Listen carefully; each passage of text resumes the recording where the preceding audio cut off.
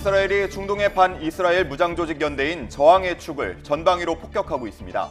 이번에는 예멘 반군 후티의 근거지를 공습했습니다. 이란은 강력한 보복을 경고했습니다. 이스라엘과 이란 간 전면전 우려가 커지면서 미국은 중동에 미군을 추가로 배치할 준비에 나섰습니다. 정부가 오늘 중국산 배추를 공개하고 업체 관계자들에게 배추 상태를 직접 확인하게 할 예정입니다. 중국산 배추는 이번 주 외식업체 등에 공급됩니다. 대통령 직속 의료개혁 특위가 의대 증원 문제에 의료계 입장을 반영하기 위한 기구를 새로 만듭니다. 의료계는 내년도 증원 문제부터 해결해야 참여할 수 있다고 주장했습니다.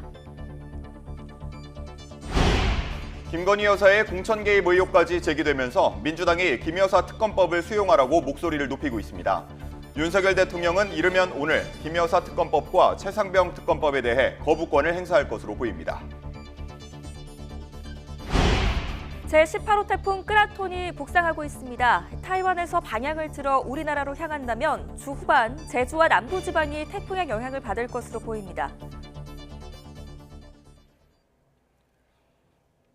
시청자 여러분 안녕하십니까? 월요일 아침 뉴스타트 2부 시작합니다.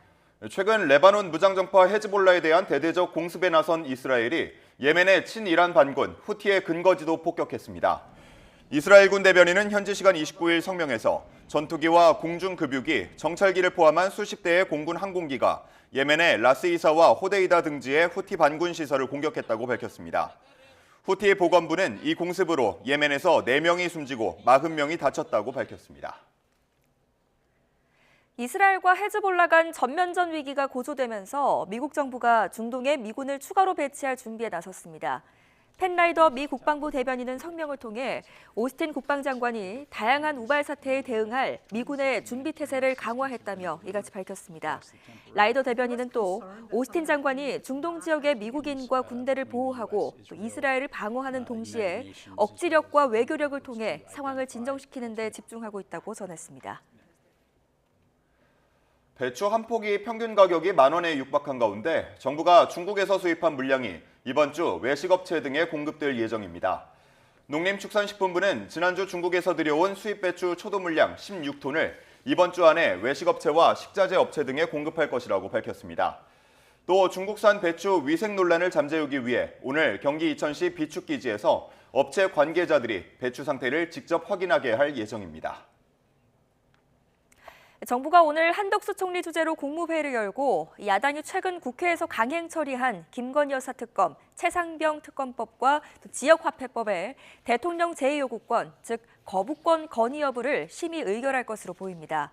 새 법안은 야당이 지난 19일 국회 본회의에서 국민의힘이 표결에 불참한 가운데 가결했고 같은 날 정부로 넘어왔습니다. 새 법안을 두고 대통령실은 반헌법적, 위헌적 법안이라며 거부권 행사 방침을 시사한 바 있어 윤 대통령은 국무회의가 의결한 거부권 행사안을 제거할 것으로 예상됩니다. 대통령 직속 의료개혁특위는 의대 증원 과정에서 의료계 입장과 요구를 더 폭넓게 수용하기 위한 의료인력 수급 추계기구 운영에 나섭니다. 대통령실 고위 관계자는 의료인력 수급 추계기구 구성 방향과 운영 계획에 대한 심의를 완료했다며 의료계에서 요구하는 의사 정원 등이 논의될 것이라고 말했습니다. 의료인력 수급 추계기구는 전문가 10명에서 15명으로 구성되며 의사단체에 과반수 전문가 추천권을 줄 예정입니다. 네, 이러한 대통령실의 의료인력 수급 추계기구 신설 계획에 대해 의료계는 정부가 의대 증원 문제에 대한 최소한의 입장 변화를 보여야 참여가 가능하다고 강조했습니다. 대한의사협회 관계자는 의료인력 수급 추계기구는 의협이 계속 요구해왔던 것이라며 추계기구를 통한 논의에 찬성하고 당연히 참여할 것이라고 말했습니다. 다만 당장 내년에 의대 입학 정원이 1,500여 명 늘어나는 문제부터 해결해야 참여할 수 있을 것이라며 이 계획이 의정 갈등 상황에 대한 해결책이 될 수는 없다고 밝혔습니다. 제18호 태풍 끄라톤이 한반도를 향할 것으로 우려되고 있는 가운데 이번 주 목요일쯤 태풍이 제주도 먼 남쪽 해상까지 북상할 것으로 전망됐습니다. 기상청은 어제 오전 수시 브리핑을 열고 현재 필리핀 북동쪽 해상에 있는 18호 태풍이 점차 강하게 발달하며 북서진하다 타이완 부근 해상에서 방향을 틀어 한반도를 향할 가능성이 크다고 밝혔습니다. 다만 태풍이 방향을 틀기 전까지는 서쪽으로 얼마나 이동을 하는지, 또 타이완 부근을 지나며 지형적 요인을 얼마나 받는지에 따라 태풍의 강도와 진로가 달라질 것으로 보입니다.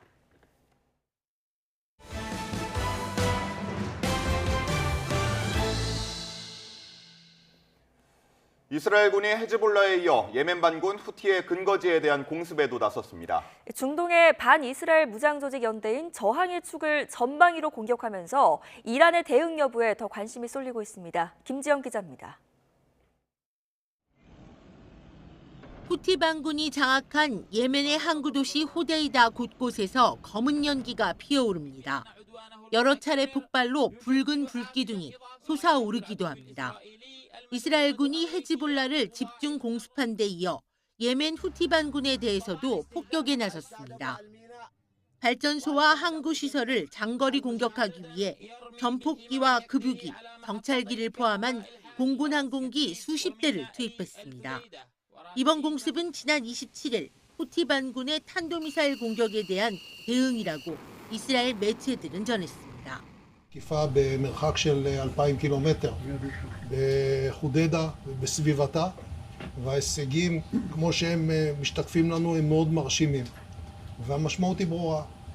מי שמנסה לתקוף אותנו או לפגוע באזרחי ישראל ישלם מחיר כבד מאוד. 이스라엘군은 27일 공습으로 나스랄라와 함께 최소 20명의 헤즈볼라 지휘관을 제거했다고 발표했지만 헤즈볼라를 겨냥한 공습을 멈추지 않았습니다. 어제 오후에도 레바논 수도 베이루트 외곽의 헤즈볼라 거점 다이야에 또 표적 공습을 진행했습니다. 이스라엘은 가자 지구의 하마스, 레바논의 헤즈볼라, 예멘의 후티 반군 등 이른바 저항의 축과의 3변전에서 자신감을 드러내고 있습니다. 배후인 이란의 반응을 끌어내기 위한 전략이라는 분석이 나옵니다. And we must not allow Israel to create another Gaza in Lebanon. This will not come from Hezbollah's hands alone. 다만 이란은 강력한 보복을 경고하면서도 아직 군사적 대응은 하지 않고 있습니다. YTN 김지영입니다. 이스라엘과 헤즈볼라 사이 전면전 위기가 고조되면서 미국 정부가 중동에 미군을 추가 배치할 준비에 나섰습니다. 지난 4월 이란이 이스라엘에 보복 공격을 했을 때보다 더 많은 군사력을 이미 중동에 주둔시키고 있다고도 확인했습니다. 홍주혜 기자입니다. 헤즈볼라 수장이 살해된 뒤 바이든 미국 대통령이 오스틴 국방장관에게 중동에서 방어 태세를 끌어올리라고 주문한 지 하루 만에 국방부 성명이 나왔습니다. 팻 라이더 대변인은 오스틴 장관이 미군을 추가로 배치하기 위한 준비 태세를 강화했다고 밝혔습니다. 다양한 우발 상황에 대응해 이스라엘과 헤즈볼라, 더 나아가 이스라엘과 이란의 전면전이 벌어지는 걸 막으려는 것으로 풀이됩니다. 오스틴 장관은 특히 에이브러햄 링컨 항모 강습단을 중동 지역에 계속 주둔시키고 와스프 상륙준비단과 해병 원정대도 인접 지역에서 계속 작전하라고 지시했습니다. 또 고공전투기와 공격편대로 상륙태세를 보완하면서 앞으로 며칠간 방어를 위한 항공지원 능력을 키우기로 했습니다. 다만 배치 규모와 범위는 구체적으로 밝히지 않았습니다. 이란과 대리 세력이 미국 국민과 이익을 표적으로 삼을 경우 필요한 모든 조치를 하겠다고 경고하는 것도 잊지 않았습니다. 백악관도 현재 중동 지역에 배치된 미군 병력이 예전보다 더 많아졌다고 확인했습니다. We have to be prepared for some sort of response. We have to make sure that we are ready, and we are. We believe we have the force capability we need in the region. There's a contingency of additional forces in the region right now to help us with any possible contingencies that might come up. 커비 보좌관은 또 이스라엘이 헤즈볼라나 이란과 전면전을 벌여서는 북부 주민을 안전하게 귀환시킬 수 없을 거라고 진단했습니다. 그러면서 외교적 경로만이 올바른 해결책이라고 거듭 강조했습니다. YTN 홍주혜입니다. 나지브 미카티 레바논 총리가 현지 시간 29일 최근 격렬해진 이스라엘의 공격으로 피난민이 최대 100만 명에 달할 수 있다고 우려했습니다. 미카티 총리는 이날 긴급 내각회의 후 기자들을 만나 남부와 동부 백하 지역에서의 대규모 피란 물결을 잊으면 안 된다고 말했다고 AFP 통신과 알자지라 방송 등이 보도했습니다. 유엔 인도적 지원 조정실은 지난 23일부터 27일까지 닷새 동안 레바논에서 11만 명이 넘는 피난민이 발생했다고 전했습니다. 수장 하산 나스랄라와 주요 군 지휘관들이 사망하면서 헤즈볼라의 미래가 불투명해졌습니다. 이스라엘의 대규모 공세와 지도부의 공백을 딛고 구심점을 다시 찾을 수 있을지에 국제사회의 이목이 쏠리고 있습니다. 헤즈볼라의 움직임에 따라 중동 정세가 어떤 식으로든 요동칠 수밖에 없는 상황입니다. 권영희 기자의 보도입니다. 헤즈볼라는 이스라엘에 속절없이 당하고 있습니다. 고위급 사령관들의 암살과 통신기기 폭발에 이어 수장 나스랄라의 사망으로 큰 도전에 직면했습니다. 나스랄라 수준의 유능하고 카리스마 있는 지도자를 찾기란 쉽지 않습니다. 조직의 사기도 크게 떨어졌습니다. 최근의 대응 능력은 세계 최강의 비정규군이란 평가가 무색할 정도입니다. Hezbollah is going to have to do a great deal of restructuring in the coming weeks and months, and its future, perhaps for the first time since its founding in 1982, is in doubt. 그러나 헤즈볼라 조직 전체의 붕괴로 이어지진 않을 것이란 분석이 우세합니다. 헤즈볼라는 이런 종류의 충격을 흡수할 수 있도록 만들어졌고 비슷한 경험을 쌓아왔습니다. 여전히 5만 명 넘는 병력에 로켓과 미사일 20만 발을 갖고 있는 것으로 추산됩니다. 나스랄라의 생사가 불확실한 상황에서도 이스라엘 공격을 이어가며 독자적인 군사작전 수행 능력을 보여줬습니다. Hezbollah is dug in. It's much better defended. It's much better forces. They've got much better trained by the Iranians, and they've got tremendous faith. I probably think they will fight on. 나스랄라의 사촌이자 후계자로 알려진 하셈 사피에딘의 존재도 헤즈볼라의 회생 가능성을 높이는 요소입니다. 사피에딘은 30여 년간 헤즈볼라의 훈련 시스템과 재정 상황을 관리해왔습니다. هذا العدوان حتما له عقابه الخاص وله قصاصه الخاص. هذا العقاب آت. 헤즈볼라가 얼마나 빨리 조직을 정비할 수 있고 이스라엘에 대한 어떤 대응에 나설지에 헤즈볼라와 중동 사태의 운명이 달렸습니다. YTN 권영입니다. 이스라엘의 레바논 공습으로 친이란 무장정파 헤즈볼라 수장 하산 나스랄라가 사망한 데 대해 중국 정부가 국면 안정 조치를 촉구했습니다. 중국 외교부 대변인은 어제 홈페이지에 게시한 입장문에서 나스랄라 사망과 관련해 중국은 사건을 고도로 주목했고 지역의 긴장 국면 상승에 대해 깊이 우려한다고 밝혔습니다. 이어 중국은 레바논 주권과 안보를 침범하고 무고한 민간인을 해치는 행위, 지역 상황을 악화하는 모든 행동에 반대한다며 이스라엘은 즉시 국면을 안정시키고 충돌의 확대와 통제 불가능을 방지하기를 촉구한다고 강조했습니다. 프란치스코 교황은 이스라엘의 레바논 공습에 대해 부도덕한 공격이라고 비판했습니다. 교황은 룩셈부르크 벨기에 순방을 마치고 이탈리아 로마로 돌아오는 전용기에서 교황청 출입기자단과 간담회를 가지며 이스라엘의 레바논 공습과 관련한 질문을 받고 이렇게 답했습니다. 프란치스코 교황은 공습 주체인 이스라엘을 직접 언급하지는 않은 채 각국이 군사력을 사용할 때 도를 넘어서는 안 된다고 주장했습니다.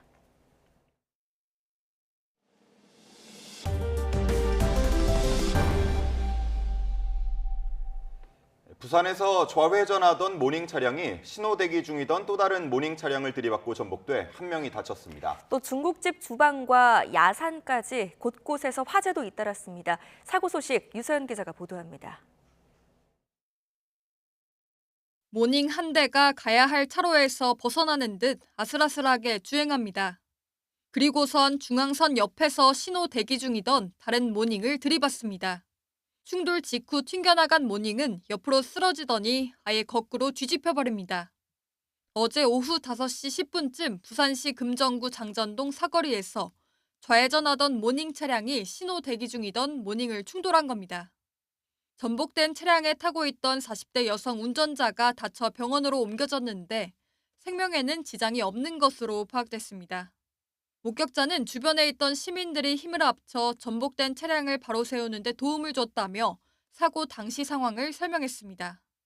사고를 낸 운전자는 술을 마시거나 마약에 취한 상태는 아니었던 것으로 파악됐습니다. 초보라서 그러신 것 같아요. 초보라서 뒤에 이렇게 초보 운전이 이렇게 붙어 있었거든요. 맹렬한 불길과 함께 시커먼 연기가 뿜어져 나옵니다. 어제 오후 5시 50분쯤 경기 고양시 백석동에 있는 중국집에서 불이 났습니다. 식당 손님 등 3명이 스스로 대피하면서 다친 사람은 없었습니다. 소방당국은 1층 주방에서 불이 시작된 것으로 보고 있습니다. 음식점 1층인데 그 3층 건물이 다 타가지고 그 연기가 나기 시작해가지고 가서 봤는데 그렇게 됐더라고요. 산 위쪽에서 새하얀 연기가 한가득 피어오릅니다. 어제 오후 3시 40분쯤 전북 남원시 200면 시루봉에서 불이 났습니다. 산림 소방당국은 산불 진화 헬기 등을 투입해 2시간 10여 분 만에 불길을 잡았고 다행히 다친 사람은 없었습니다. 경사가 급해 접근이 힘든 시루봉 8부 능선, 해발 416m 지점에서 불이 나 진화에 어려움을 겪었습니다. 당국은 감식반을 투입해 정확한 화재 원인과 피해 규모를 조사하고 있습니다. YTN 유서연입니다. 한 줄 뉴스입니다. 어제 오전 11시쯤 충남 보령시 남포방조제 인근 해상에서 고무 보트가 전복돼 3명이 물에 빠져 해경이 전원 구조했습니다. 어제 오전 8시 반쯤 충남 서산시 동문동의 상가주택 건물 3층에서 불이 나 40대 여성이 왼손에 2도 화상을 입고 건물 내부 등이 불에 타 소방서 추산 1,000만 원의 재산 피해가 났습니다. 팀F 대규모 미정산 사태를 수사하는 검찰이 계열사에서 큐텐 본사로 100억 원대 자금이 추가로 흘러들어간 정황을 파악하고 사실관계 확인에 나섰습니다. 어제 새벽 1시 반쯤 강남 신사동에 있는 골목에서 술에 취한 상태로 다른 사람의 차량을 훔쳐 타고 달아난 20대 주한미군이 경찰에 붙잡혔습니다. 지난해 5월 인천 부평구 도로에서 술을 마신 채 승용차를 운전하다 사고를 낸 혐의로 기소된 50대 남성이 제출된 증거만으로는 혐의 입증이 되지 않아 1심에서 무죄를 선고받았습니다. 국회 보건복지위원회 소속 더불어민주당 남인순 의원이 국민건강보험공단에서 받은 알코올성 간질환 진료 현황 자료를 보면 최근 5년 사이 20대의 음주 관련 진료비 지출이 51% 큰 폭으로 증가한 것으로 확인됐습니다. 지난 2021년부터 올해 7월까지 최근 3년 동안 서울 지하철에서 성범죄가 가장 많이 일어난 역은 고속터미널역인 것으로 나타났습니다. 또 절도 사건은 강남역에서 가장 많이 발생했습니다.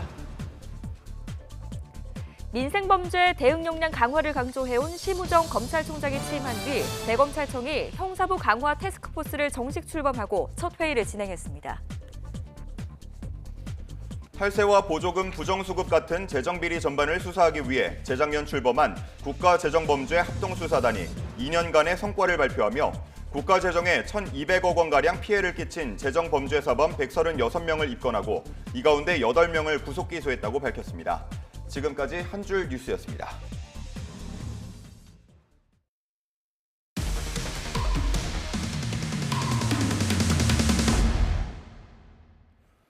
천억 원대 돌려막기 사기 의혹이 불거진 아트테크 업체 갤러리K는 재무설계사나 보험설계사까지 동원해 투자를 유도한 것으로 확인됐습니다. 설계사들은 투자금의 일부를 수수료로 받으며 갤러리K의 아트테크 상품을 팔았는데 이들을 믿고 투자한 대기업 직원 수십 명도 피해를 본 것으로 확인됐습니다. 양동훈 기자가 단독 보도합니다. 돌려막기 사기 의혹이 불거진 갤러리K 투자자들의 추정 피해액은 최소 1,000억 원에서 2,000억 원이 넘을 거라는 추측이 나옵니다. 피해가 커진 배경에는 업체의 적극적인 홍보가 있었습니다. 유명 연예인을 내세워 광고한 건 물론 재무설계사나 보험설계사까지 동원해 투자를 유도한 것으로 확인됐습니다. 업체 내에 이들로 구성된 판매팀이 있을 정도였습니다. 시중금융사나 재무설계업체 소속이기도 한 이들은 미술품을 사면 전시와 대여를 통해 수익을 볼 수 있다며 갤러리K의 아트노믹스를 재테크 상품으로 홍보하고 다녔습니다. 그리고 고객들의 투자금 중 일부를 수수료로 받았습니다. 제가 여유 자금이 좀 생겨가지고 그 자금을 재무 컨설팅을 받고 싶어서 상담 의뢰를 했다가 방문을 해서 그 딜러를 만나게 되었고요. 첫 방문 때는 그냥 정말 재무 상담을 받는 것처럼 상담을 했어서 유명 금융회사 소속 보험 설계사의 권유로 10억 원 넘게 투자했다 피해를 본 경우도 있습니다. 일부 대기업에서는 외부 재무 설계 업체와 연계해 직원들이 무료 상담을 받을 수 있는 사내 복지 서비스를 제공하기도 했는데 이렇게 만난 재무 설계사들의 소개로 상품에 가입한 경우도 수십 명에 달하는 것으로 확인됐습니다. 사내에 있는 복지 서비스인 재무상담 서비스를 신청을 했었고 재무상담사를 연결을 해줬어요. 제가 가지고 있는 목돈 9천만 원을 전부 다 투자를 했고 유명 금융회사 소속이거나 대기업 직원들을 대상으로 대규모 영업을 하는 설계사들의 권유인 만큼 의심 없이 투자한 경우가 많았습니다. 소비자들 입장에서는 완전히 생소하게 아트테크라는 거를 접하는 게 아니라 그분들을 통해서 뭔가 다른 상품을 가입을 한 적이 있고 이렇게 어느 정도 신뢰도가 있는 딜러분들을 일부러 이용을 하거든요. 하지만 재무 설계사들이 속한 업체들은 프리랜서인 이들이 판매하는 상품의 위험성 여부까지 확인하는 건 어렵다는 입장입니다. 다만 불법이나 부적절한 행위가 확인되면 설계사들을 해촉하는 등 강경 대응하겠다고 밝혔습니다. 재무 상담 서비스를 이용했다 피해를 본 직원들이 생긴 기업에서는 실태 조사에 나섰습니다. 피해 규모와 경위를 확인하고 직원들을 도울 방법은 없는지 검토하고 있다고 설명했습니다. YTN 양동훈입니다. 술에 취한 채 차를 몰다가 뺑소니 사고를 낸 혐의로 구속 기소된 가수 김호중 씨의 1심 결심 공판이 오늘 오전 10시부터 열립니다. 김 씨는 지난달 23일 법원에 보석을 청구했는데 재판부는 결심과 함께 보석 신문 절차도 진행할 예정입니다. 김 씨는 지난 5월 서울 강남구에서 술을 마시고 차를 몰다 중앙선을 침범해 반대편 도로 택시와 충돌한 뒤 달아나고 매니저에게 허위 자수를 시킨 혐의로 구속 기소됐습니다. 이태원 참사 부실 대응 혐의로 재판에 넘겨진 이임재 전 서울 용산경찰서장과 박희영 서울 용산구청장에 대한 1심 선고가 오늘 내려집니다. 서울 서부지방법원은 오늘 오후 2시 업무상 과실치사상 혐의 등으로 기소된 이 전 서장의 선고 기일을 엽니다. 이어서 오후 3시 반에는 박 구청장에 대한 1심 선고가 예정돼 있습니다. 앞서 열린 결심 공판에서 검찰은 이들에게 각각 징역 7년의 실형을 내려달라고 재판부에 요청했습니다. 오늘도 아침에는 선선하지만 한낮에는 서울이 28도까지 올라 예년보다 덥겠습니다. 늦더위는 내일 전국 대부분 지역에 비가 내리며 누그러지겠는데요. 다만 북서쪽에서 찬 공기가 남하하면서 내일은 서울 낮 기온이 22도, 모레 아침에는 11도 안팎까지 뚝 떨어지겠습니다. 들쑥날쑥한 기온 변화에 건강 잃지 않도록 유의하시기 바랍니다. 오늘 전국이 대체로 맑겠지만 아침까지 강원과 일부 남부 내륙에는 안개가 짙게 끼겠습니다. 당분간 제주도 해안을 중심으로는 너울성 파도가 높게 일어 조심하셔야겠습니다. 오늘 아침은 어제보다 낮은 기온으로 출발하고 있습니다. 현재 서울 기온은 18.5도, 대전 15.7도를 보이고 있습니다. 한낮에는 서쪽 지방과 영남 지방을 중심으로 늦더위가 나타나며 일교차가 크게 벌어지겠습니다. 오늘 낮 기온은 서울 28도, 광주와 대구도 28도가 예상됩니다. 이번 주 후반에는 태풍 끄라톤이 한반도에 영향을 줄 가능성이 있겠습니다. 날씨였습니다.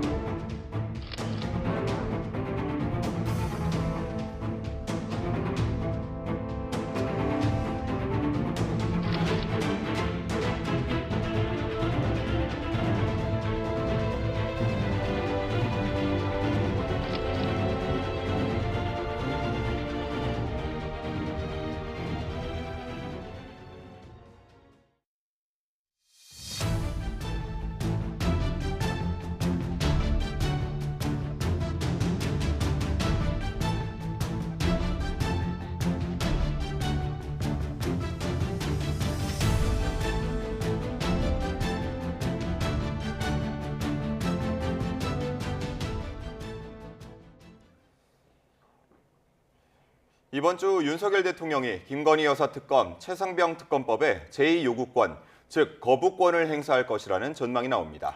야당은 김 여사 의혹을 국정농단에 빗대며 특검 수용을 거듭 압박하고 나섰고, 여당은 야당의 스토킹에 가까운 공세가 이재명 대표 방탄을 위한 술수에 불과하다고 깎아내렸습니다. 김다은 기자입니다. 야당 주도로 국회 본회의를 통과한 김건희 여사 특검법과 최상병 특검법, 지역화폐법에 윤석열 대통령의 거부권 행사가 임박했다는 관측이 나옵니다. 민주당은 특히 도이치모터스 주가 조작 의혹과 명품 가방 수수 사건, 공천 개입 의혹 등 8가지를 수사 대상으로 포함하는 김건희 여사 특검법을 중심으로 전선을 넓히고 있습니다. 검찰의 무혐의 처분이 전망되는 명품 가방 사건을 겨냥해 권력기관들이 김 여사 면죄부 발급 기관으로 전락했다고 비꼰대에 이어 최근 불거진 공천 개입 의혹을 국정농단에까지 빗댔습니다. 특검법 거부는 통제불가 무소불위 비선출 권력인 대통령 부인의 국정농단에 대한 방조 행위입니다. 거부권 치트키도 이제 한계입니다. 떳떳하다면 특검법을 의원이 수용하면 됩니다. 여기에 법안이 국회로 돌아온다면 주말이라도 재표결을 위한 본회의를 열겠다고 예고한 상황. 국민의힘은 여당뿐만 아니라 국회의장까지 쓸모없는 존재로 만드는 거라고 맞받았습니다. 특히 민주당이 특검에 매달리는 이유는 그저 이재명 대표의 사법 리스크로부터 시선을 돌리고 재보궐선거에서 우위를 점하기 위한 정치적 술수라고 반발했습니다. 야당의 특검 공세가 번번이 실패에 그쳤던 건 의혹의 근거가 미약할 뿐 아니라 실체가 없었기 때문이라고도 주장했습니다. 대통령 부인을 향한 스토킹에 가까운 야당의 특검 공세는 이미 여러 차례 펼쳐졌습니다. 정치 공세를 위해 꾸며진 루머였거나 검찰 수사를 통해 혐의 없음으로 소명된 사안들입니다. 다만 당내에서도 김 여사의 사과나 입장 표명이 필요하다는 의견이 나오는 만큼 무조건 방어막을 치기보다 특검 자체의 부당함에 방점을 찍는 분위기입니다. 재표결에서 특검법이 통과되려면 국민의힘 의원 108명 가운데 8명이 찬성표를 던져야 합니다. 여당은 이탈표는 없을 거로 자신하고 있지만 다음 달 국정감사에서 야당의 파상 공세가 예상되고 당내 계파 갈등의 최대 뇌관으로도 꼽히는 김 여사 논란은 여권의 큰 부담으로 남을 수밖에 없습니다. YTN 김다연입니다. 국민의힘은 더불어민주당 강득구 의원이 국회에서 연 탄핵의 밤 행사를 탄핵 선동으로 규정하고 정권을 흔들어 보려는 작태를 반드시 멈춰야 한다고 지적했습니다. 김현주 대변인은 논평을 내고 지속된 탄핵 선동이 지난 27일 의원회관 탄핵의 밤 행사로 절정에 달했다며 위헌위법적인 탄핵 선동은 민주적 정당성을 흔드는 국기문란 행위라고 비판했습니다. 김기현 의원은 자신의 SNS에 민생을 논의해야 할 공간에서 온갖 저급한 말들이 쏟아지고 마치 자신들이 국회를 점령한 것처럼 목소리를 높인 것도 황당하다고 적었습니다. 더불어민주당 지도부는 일부 의원의 윤석열 대통령 탄핵 행사 주선 논란과 관련해 당 차원에서 한 번도 탄핵 문제를 논의한 적 없다며 개별적인 의사 표현이라고 선을 그었습니다. 김윤덕 사무총장은 국회 기자간담회에서 민주당 의원들의 일부 활동이 당의 입장인 것처럼 오해가 발생하지 않도록 하는 선에서 적극적으로 대응할 필요가 있다며 이같이 말했습니다. 이어 의원들의 자유로운 의사 표현을 제재해야 한다고 생각하진 않지만 당 입장이 정리되기 전까지 탄핵 같은 중요한 사안에 오해하는 현상이 생기지 않도록 분명히 해야 한다고 강조했습니다. 더불어민주당 이재명 대표는 금융투자소득세 내년 시행 여부를 두고 우리나라에선 지금 시행하면 안 된다는 정서가 있다며 이런 점을 고려할 수밖에 없다고 밝혔습니다. 이 대표는 언론 인터뷰에서 우리가 다수당이라 의사결정권이 있다며 어쨌든 금투세 문제에 조만간 의사결정을 해야 한다고 말했습니다. 이어 주식 투자자들이 화가 날 만한 게 부당 경쟁으로 손해를 보다가 가끔 한 번씩 돈을 버는데 거기에 세금을 내라고 하니 억울한 것이라고 설명했습니다. 이재명 더불어민주당 대표의 위증교사 혐의 1심 결심 공판이 오늘 진행됩니다. 공직선거법 재판에 이은 두 번째 결심인데 늦어도 11월 안에는 1심 결과가 나올 것으로 보입니다. 김철희 기자가 취재했습니다. 지난해 10월 더불어민주당 이재명 대표는 위증교사 혐의로 재판에 넘겨졌습니다. 이 대표가 2018년 경기도지사 후보 토론회에서 과거 벌금형이 확정된 검사 사칭 사건을 누명으로 표현한 게 발단이었습니다. 제가 한 게 아니고 PD가 사칭하는데 제가 옆에 인터뷰 중이었기 때문에 제가 그걸 도와줬다는 누명을 썼습니다. 이후 허위사실 공표 혐의로 재판을 받게 된 이 대표가 증인이었던 김진성 씨에게 유리한 증언을 청탁했다는 게 검찰 판단입니다. 김 씨가 이 대표와 여러 번 통화한 뒤 이 대표 측 증인으로 출석해 위증했다는 겁니다. 김 씨는 재판 초반부터 혐의를 인정하고 있지만 이 대표 측은 전면 부인하고 있습니다. 김 씨에게 기억을 되살려 달라고 했을 뿐 허위 증언을 부탁한 건 아니란 겁니다. 그러면서 검찰이 통화 녹취록의 극히 일부분만 제시해 공소사실을 왜곡한다고 비판하고 있습니다. 위증교사 재판의 1심 선고 공판은 이르면 다음 달, 늦어도 11월 안에는 열릴 것으로 보입니다. 공직선거법 재판의 1심 선고 역시 11월 15일에 예정된 만큼 다가오는 가을이 이 대표 사법 리스크의 분수령이 될 전망입니다. YTN 김철입니다. 대통령직 속 의료개혁 특위가 의대 증원 규모 등을 논의할 기구를 신설하는데 의료계 목소리를 직접 반영하기로 했습니다. 다만 의료계가 25년도 의대 증원 백지화를 요구하고 있는 상황에서 논의기구에 참여할지는 미지수입니다. 신윤정 기자입니다. 정부는 매년 2,000명 수준의 의대 증원 규모 결정 근거로 3곳의 연구 결과를 제시했습니다. 한국보건사회연구원과 KDI, 서울대학교의 3개 보고서는 객관적 추계 방법을 통해 공통적으로 2035년 1만 명의 의사 부족을 예측하였고, 그러나 의료계에서 충분한 논의가 없었다고 강하게 반발하며 백지화를 요구하자 의료인력 수급 추계와 조정을 위한 논의기구 출범을 제안했습니다. 대통령 직속 의료개혁 특위는 최근 추계기구의 구체적인 구성 방향과 역할, 운영 계획에 대한 심의를 마쳤는데 의료계 입장을 대폭 반영하는 방안이 확정됐습니다. 의사와 간호사 등 직역별 전문가 10여 명으로 수급추계 전문위원회를 구성하며 절반 이상을 의사협회 등 각 민간단체 추천을 받기로 한 겁니다.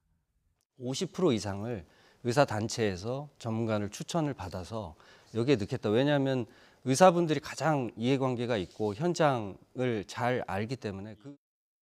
대통령실 고위 관계자는 의료계가 2026학년도를 포함한 과학적, 합리적인 의대 증원안을 제시하면 이를 검증하는 틀이 될 것이라고 설명했습니다. 다만 정부가 발표한 2,000명 증원이 원점으로 돌아가는 것도 아니며 25학년도 의대 증원은 더 논의할 대상이 아니라고 선을 그었습니다. 야당에서는 정부의 의대 증원안이 제대로 만들어진 게 아니란 점을 자인했다며 25학년도 백지화에 대한 대답이 먼저라고 지적했습니다.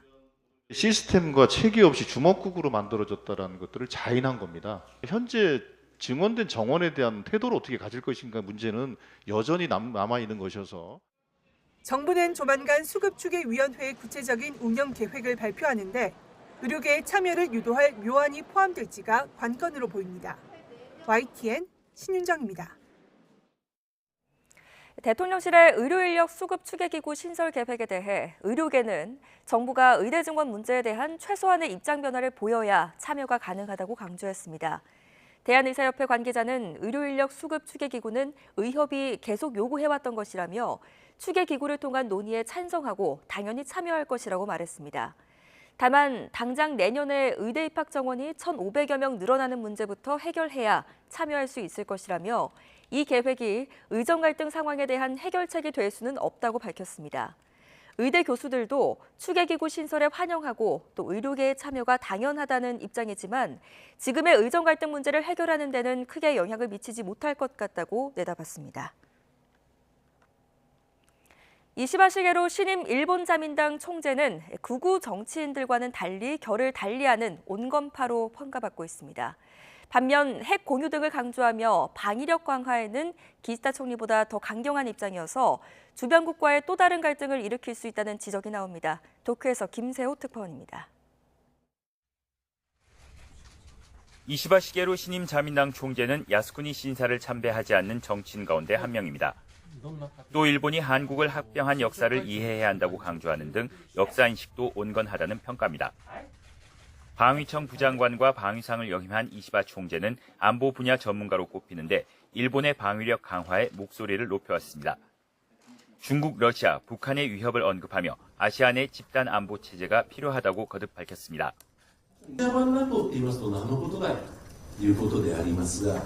集団安全保障の本質は義務でございます。集団的自衛権というのはその言葉の通り権利であります。 특히 아시아에는 북대서양 조약기구 나토와 같은 집단 방어 체제가 없고 상호 방호 의무가 없어 전쟁이 일어나기 쉬운 상태라고 설명했습니다. 이시바 총재는 미국의 핵무기를 반입해 자국에서 공동 운영하는 핵 공유 필요성도 강조했습니다. 핵무기의 제조, 보유, 반입을 금지한 일본의 비핵화 3원칙과 맞지 않는다며 선을 긋는 기시다 총리의 입장보다 한층 강경합니다. 또 전력 보유를 금지한 헌법 조항을 삭제하고 자위대를 국방군으로 바꿔야 한다고도 주장합니다. 비핵화 3원칙과 평화헌법 위배 논란에도 방위력 강화에 어떤 후보들보다 강한 목소리를 냈던 이시바 총리. 한국을 비롯한 주변국과 새로운 갈등을 일으킬 수 있다는 지적이 나옵니다. 도쿄에서 YTN 김세호입니다. 네, 이처럼 일본 기시다 총리 후임으로 온건파 이시바 전 자민당 간사장이 선출되면서 향후 한일 관계 개선 기조는 유지될 것이라는 전망이 우세합니다. 하지만 아직 불편한 현안으로 남아있는 강제징용 문제에서 전향적인 행보를 기대하기는 어려울 수 있다는 관측이 나옵니다. 조수연 기자입니다. 지난 2년간 윤석열 대통령과 기시다 후미오 일본 전 총리는 12차례의 정상회담을 거치며 오랫동안 경색됐던 한일 관계를 복원시켰습니다. 온건 보수로 분류되는 이시바 시게루 신임 총리 정부에서도 관계 개선 기조는 유지될 것이라는 분석에 힘이 실립니다. 특히 내년 한일 국교 정상화 60주년을 계기로 이시바 내각은 양국 간 교류 협력 강화에 적극적으로 나설 것으로 예상됩니다. 좋은 방향으로 가지 않을까. 다른 후보들보다는 훨씬 더 한일 관계에 우호적인 분이시라고 저는 보고 있거든요. 하지만 과거사 문제가 이런 동력에 영향을 주는 변수가 될 전망입니다. 일단 현재 추진 중인 사도광산 노동자 추도식에 일본이 한국의 입장을 얼마나 반영할지가 관심입니다. 강제징용 배상 문제에선 피해자들이 바라는 수준의 성의 있는 호응, 즉 일본 정부의 사죄와 전범 기업들의 기금 참여를 끌어내는 게 쉽지 않아 보입니다. 이시바는 과거 의원 시절 때 과거사 문제의 사죄의 필요성을 언급한 바 있지만 당내 지지 기반이 약한 비주류로서 총리직에 오른 뒤 행동에 나설 수 있을지 미지수입니다. 당장 눈앞에서 끌어낼 수 있는 결과로 보기는 어렵지만 이러한 우리의 기대가 있다라는 부분은 지속적으로 일본에 알려줄 필요가 있고 지금보다는 나은 조치들이 좀 나올 수 있도록 일본 내 분위기도 만들어야 되고 우리 정부는 새로 출범하는 일본 내각과 긴밀히 소통하며 한일 관계의 긍정적 흐름을 이어가기 위해 계속 협력한다는 입장입니다. 외교부는 그간 한일 정상 간 굳건한 신뢰와 소통을 기반으로 양국 관계가 개선 발전해왔다며 신임 총리와도 활발한 교류를 이어나가길 기대한다고 밝혔습니다. 한일 정상 간 교류의 구체적인 방식과 시기에 대해서는 이시바 총리의 일정 등을 고려해가며 일본 측과 협의할 수 있을 것으로 내다봤습니다.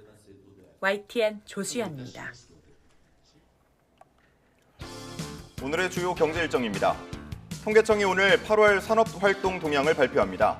내수 부진 우려가 커지고 있는 상황에서 산업 생산과 소매 판매가 반등했을지 주목됩니다. 올해 세금 수입이 예상보다 30조 원 가까이 줄어든다는 국세 수입 재추계 결과가 지난주에 발표됐는데요. 기획재정부가 오늘은 8월 국세 수입 현황을 공개합니다. 중국 동북 삼성에서 들여온 배추가 오늘 경기도 이천에 있는 비축기지에서 공개됩니다. 외식업체 등에 공급될 예정인데 고공행진 중인 배춧값 안정에 과연 효과가 있을지 관심입니다. 최상목 경제부총리와 이창용 한국은행 총재가 오늘 정부 세종청사에서 만납니다. 한국경제 고르디우스의 매듭 풀기라는 주제로 타운홀 미팅도 진행되는데요. 다음 달 금융통화위원회를 앞두고 금리 인하 변수로 꼽히는 집값과 가계부채 문제 등에 대해 어떤 논의가 진행될지 주목됩니다. 김병환 금융위원장이 취임 후 처음으로 금융지주 회장들과 간담회를 엽니다. 가계부채 관리 문제와 함께 은행권 사고에 대한 통제를 강화해달라는 내용이 나올 것으로 예상됩니다. 서울시는 오늘부터 다음 달 28일까지 19세에서 39세 청년을 대상으로 기후동행카드 청년 할인 사후 환급 신청을 받는다고 밝혔습니다. 대상은 기후동행카드 시범사업 기간인 지난 2월 26일부터 6월 30일 사이 이 카드를 쓴 청년으로 티머니 카드 앤 페이 홈페이지에서 본인 명의 국내 계좌번호를 넣어서 신청하면 됩니다. 기후 동행 카드를 환불하지 않고 썼다면 1개월에 7,000원, 시범 사업 기간인 5개월 내내 썼다면 35,000원이 환급됩니다. 단돈 100원으로 든든한 아침 식사를 할 수 있다면 어떨까요? 충남의 한 대학교에서 고물가 속 학생들의 부담을 덜어주기 위해 실제로 아침밥을 100원에 제공하고 있습니다. 지갑이 얇은 학생들의 큰 호응을 얻으며 지역 경제에도 도움이 되고 있습니다. 김기수 기자입니다. 이른 아침 학생들이 식당 앞에 줄지어 서 있습니다. 키오스크에서 아침밥 메뉴를 선택하고 식권을 뽑아 식당 안으로 들어갑니다. 자유배식 코너에 차려진 음식을 식판에 하나둘 담습니다. 든든한 아침 밥상 단돈 100원으로 먹을 수 있습니다. 순천향대학교가 아침 8시부터 학생들에게 제공하는 100원의 아침밥입니다. 100원의 아침밥은 매일 200명의 학생에게 제공됐는데요. 학생들의 취향을 반영한 반찬으로 구성돼 있습니다. 지갑이 얇아 늘 식비가 고민인 대학생들은 부담 없이 사 먹을 수 있는 아침밥이 반갑게 원합니다. 아침을 차려 먹기도 힘들고 밖에서 사 먹기에도 안 열었을 때가 많은데 1교시 할 때는 그래서 학교에서 이렇게 100원에 아침밥을 주니까 정말 합리적이고 되게 좋은 것 같아요. 밥을 챙겨 먹다 보니 수업 집중력도 더 올라갑니다. 반찬도 다양하고 엄마 밥보다 맛있어서 되게 자주 오게 되는 것 같습니다. 아침을 먹고 수업을 들으니까 확실히 집중력도 올라가고 평소 아침을 제대로 챙겨 먹기 힘들어 끼니를 건너뛰는 경우도 많았는데 단돈 100원이면 해결할 수 있어 매일 식당을 찾기도 합니다. 아침을 잘 안 먹었었어요. 근데 학교에서 100원의 아침밥을 주다 보니까 저도 아침을 100원이라면 챙겨 먹어야겠다라는 생각도 들고 대학에서 충남 지역사를 구매하면 충남도와 농협에서 구매 금액의 30%를 지원해 재료값 등 비용을 절감할 수 있습니다. 이를 통해 학생들에겐 값싸면서도 알찬 밥상을 챙겨줄 수 있고 동시에 쌀 소비를 늘려 지역 경제에도 도움을 주고 있습니다. 지역 쌀 소비 촉진과 그다음에 학생들의 아침밥 먹이기 운동을 함께 하고 있습니다. 그래서 지역 정책에 도움이 될 수 있는 그러한 활동을 2012년 전국 최초로 벌인 1,000원의 아침밥 캠페인에 이어 이번엔 100원의 아침밥까지 고물가에 이런저런 비용이 늘 부담인 학생들에게 든든한 후원자가 되고 있습니다. YTN 김기수입니다. 어린이 급식관리지원센터 영양사들은 소규모 어린이집, 유치원 등의 급식 환경을 지도 점검하며 책임지는 천병 역할을 하고 있습니다. 이를 위해 도서벽지라도 찾아가는 때가 많지만 최저임금에도 못 미치는 낮은 임금에 긍지마저 사라진다고 토로합니다. 윤성훈 기자가 현장을 다녀왔습니다. 네, 안산의 유치원에서 집단 식중독 증상이 나타난 원아와 가족 등이 106명으로 늘어났습니다. 지난 2020년 아이들이 이른바 햄버거병에 걸려 투석 치료까지 받게 된 건 유치원 냉장고의 온도 이상으로 인한 식자재 오염, 사실상 부실 관리 때문이었습니다. 이에 따라 이듬해 100인 미만 어린이집과 유치원은 의무적으로 어린이 급식관리지원센터의 지도와 관리를 받도록 특별법이 개정됐습니다.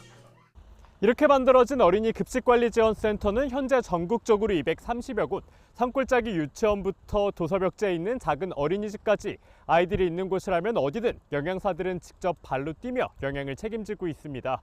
이런 영양사들의 하루는 어떨지 동행하면서 살펴보겠습니다.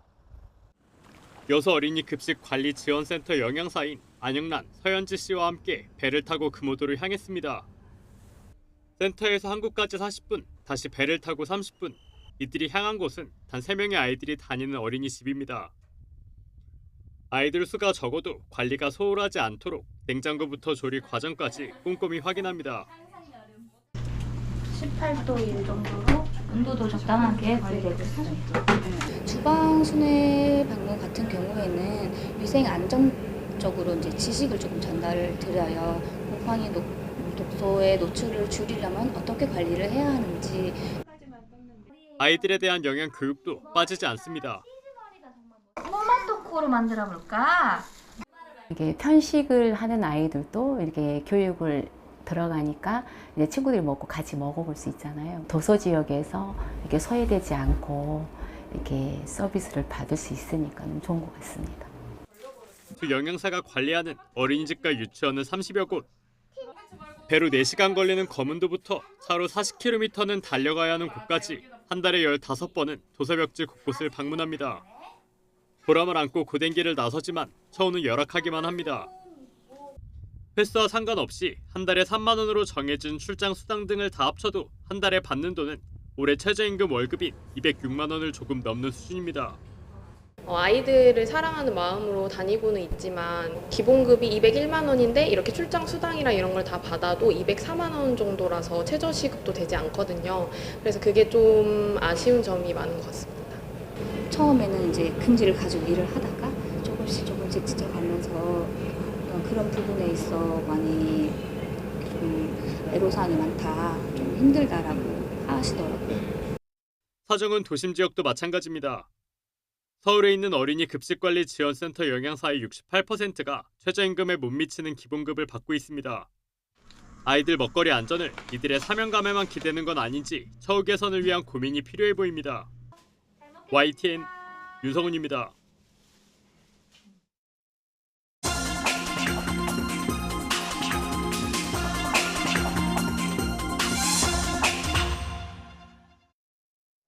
오늘의 글로벌 픽입니다. 일론 머스크의 스페이스X 소속 우주선이 특수 임무를 띠고 발사됐습니다.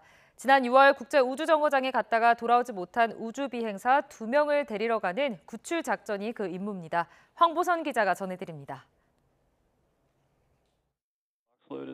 현지 시간 28일 오후 1시 17분, 미 플로리다주 케이프 커네버럴 우주기지, 스페이스X의 우주 캡슐 드래건을 탑재한 펠컨 9 로켓이 발사됩니다. 3, 2, 1, ignition, full power, and lift off. 이후 드래건 캡슐은 로켓에서 순조롭게 분리됐고 목적하는 궤도에 진입하는 데 성공했습니다. 그런데 4명이 탈 수 있는 캡슐 안에 단 2명만 보입니다. 탑승자는 미 항공우주국 나사 소속 닉 헤이그와 러시아 연방우주공사 소속 알렉산드르 고로브노프. 두 자리를 비워둔 이유는 특별합니다. 국제우주정거장 ISS에 발이 묶여있는 두 비행사가 귀환길에 앉을 자리입니다. 지난 6월 5일 보잉사 스타라이너의 첫 유인 시험비행에 나섰다가 헬륨 누출 등 결함이 나타나는 바람에 ISS에 고립된 나사 소속 소니 윌리엄스와 부치 윌모어가 구출 대상입니다. 내년 2월 말 귀환할 예정이니 애초 8일간의 우주 여정이 8개월로 늘어난 겁니다. 이번 구출 비행 이름은 크루 9. Bottom of Dragon that Crew 9 will use when it returns home early next year. 두 비행사는 우주에 머무는 시간이 늘어나면서 ISS 임시 체류자에서 정규 요원으로 신분이 전환됐고 특히 윌리엄스는 ISS 지휘관까지 됐습니다. 나사는 지구 저궤도 유인 운송을 민간에 넘긴다는 방침에 따라서 보잉과 스페이스X에 사업을 맡겼는데 보잉은 비행사들을 우주에 남겨놓아 체면을 구겼고 일론 머스크의 스페이스X는 이번 구출 임무를 맡는 등 우주 프로젝트에 승승장구하는 모습입니다. YTN 황보선입니다. 도널드 트럼프 전 미국 대통령이 11월 대선 규칙과 관행에 이의를 제기하는 소송을 무더기로 내면서 대선 불복을 위한 토대를 마련하고 있다는 분석이 제기됐습니다. 뉴욕타임스는 공화당 단체들이 미국 전역에서 제기한 대선 규칙 관련 소송이 90여 건에 달한다며 이미 2020년 대선 이전에 제기된 소송 건수의 3배가 넘는다고 보도했습니다. 소송 규모와 시점을 고려할 때 트럼프의 소송 제기 이변에 더 큰 목표가 있을 가능성이 있다며 투표 결과에 이의를 제기하는 토대를 마련하려는 것이라고 지적했습니다. 미국 캘리포니아주 아로마스 지역에서 규모 4.2의 지진이 발생했습니다. 미 지질조사국은 샌프란시스코 남쪽으로 150km 떨어진 몬터레이 카운티 인근 아로마스 내륙에서 지진이 발생했으며 진원의 깊이는 7.4km였다고 밝혔습니다. 지진으로 인한 인명피해 등은 보고되지 않았지만 인근 지역 주민 수천 명이 흔들림을 느꼈다는 신고가 이어졌습니다. 네팔에 지난 27일부터 많은 비가 쏟아지며 대규모 홍수와 산사태가 발생해 지금까지 100여 명이 숨졌습니다. 네팔 내무부는 이번 비로 카트만두에서만 37명이 숨지는 등 사망자가 전국적으로 104명에 달하고 64명이 실종 상태라고 밝혔습니다. 프랑스의 스파이더맨으로 불리는 유명 등반가 알랭 로베르가 파리 비즈니스 지구 라데팡스에 있는 고층 빌딩에 올랐습니다. 현지 시간 28일 로베르는 1시간여에 걸쳐 높이 187m 토탈 타워를 등반했는데요. 이번 등반에는 빌딩 클라이밍에 처음으로 도전한 세바스티앙 부행이 함께했습니다. 두 사람은 정상에 도달한 후 경찰에 체포됐다가 곧 풀려났습니다. 수족관에서 임시 보호 중이던 희귀 거북들이 영국 해군의 도움으로 대서양 서식지로 돌아갔습니다. 카리브에 배치된 영국 해군 소속 군함은 붉은 바다거북 6마리를 태우고 대서양 아조레스 제도에 풀어줬습니다. 영국 해군은 이번 업무가 평소 활동은 아니었지만 마침 대서양을 횡단하는 군함이 있어 수족관을 지원할 수 있었다고 설명했습니다. 미국의 39대 대통령인 지미 카터가 현지 시간으로 내일 100세 생일을 맞이합니다. 1924년 10월 1일 생인 카터 전 대통령은 조지아주 플레이슨의 자택에서 100번째 생일 케이크를 자르는데요. 피부암을 앓아온 카터 전 대통령은 지난해 2월부터 연명 치료를 중단하고 호스피스 케어를 받기도 했습니다. 최근 유럽에서 극우 열풍이 이어지는 가운데 오스트리아 총선에서도 극우 성향 정당이 1위를 할 것으로 예상됩니다. 외신에 따르면 현지 시간 29일 치러진 오스트리아 총선의 출구조사 결과 극우 성향 자유당이 29.1%를 득표할 것으로 전망됐습니다. 이어 총리를 배출한 중도 보수 성향의 국민당이 26.2%, 중도 좌파 성향인 사회민주당이 20.4%로 나타났습니다. AFP-통신은 자유당이 역사적인 승리를 눈앞에 뒀다고 전했습니다. 지금까지 글로벌 픽이었습니다. 프로야구 한화 이글스가 NC 다이노스와의 경기를 끝으로 시즌을 마쳤습니다. NC는 6회 초와 9회 초에 각각 3점씩을 뽑아내며 한화를 7대2로 이겼습니다. 프로야구 1군 구장 가운데 가장 오래된 대전 한화생명 이글스파크는 이날 경기를 끝으로 팬들과 작별했습니다. 한화는 내년 시즌부터 인근에 짓고 있는 신축 구장 베이스볼 드림파크를 홈구장으로 사용합니다. 한화의 베테랑 저한 투수 정우람은 1회 초 선발 등판에 1번 타자 최정원을 상대로 공 4개를 던지며 은퇴 경기를 치렀습니다.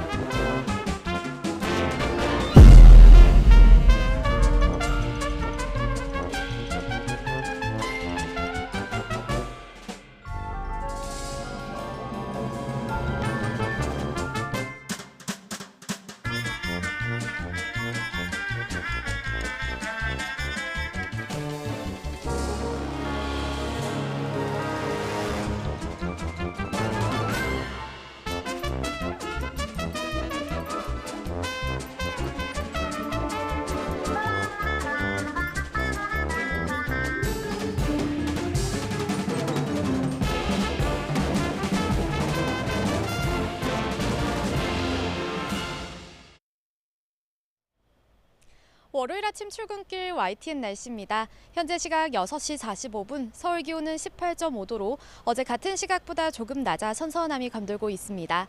하지만 밤사이 기온이 내려가면서 강원과 일부 남부 내륙에는 가시거리 200m 미만의 짙은 안개가 낀 곳이 있습니다. 차량으로 이동하시는 분들은 안전운전 하시기 바랍니다. 자세한 지역별 기온 살펴보겠습니다. 현재 서울 기온은 18.5도, 대전 15.7도, 부산 20.3도를 보이고 있습니다. 한낮에는 맑은 하늘 아래 가을볕이 내리쬐며 서쪽과 영남 지방을 중심으로 기온이 크게 오르겠고요. 일교차가 심하겠습니다. 오늘 낮 기온은 서울 28도, 광주와 대구도 28도까지 올라 예년 기온을 3에서 5도가량 크게 웃돌겠습니다. 늦더위는 10월의 첫날이자 국군의 날인 내일 전국 대부분 지역에 비가 내리며 누그러지겠습니다. 북서쪽에서 찬 공기가 남하하면서 내일은 서울 낮 기온이 22도, 모레 아침에는 11도 안팎까지 뚝 떨어지겠습니다. 심한 기온 변화에 감기 걸리지 않도록 체온 조절 잘 해주시기 바랍니다. 한편 제18호 태풍 끄라토는 필리핀 마닐라 북쪽 해상에서 북상하고 있습니다. 태풍은 주 중반쯤 타이완 동쪽 해상까지 북상해 방향을 북동쪽으로 틀 것으로 보이는데요. 태풍의 진로가 유동적이지만 이번 주 후반 한반도가 영향을 받을 가능성이 있습니다. 앞으로 발표되는 최신 태풍 정보를 예의주시하셔야겠습니다. 당분간 제주도 해안을 중심으로는 너울성 파도가 높게 일겠습니다. 이 지역에 계신 분들은 해안가 접근에 자제하는 등 안전사고에 각별히 유의하시기 바랍니다. 지금까지 YTN 원희다입니다.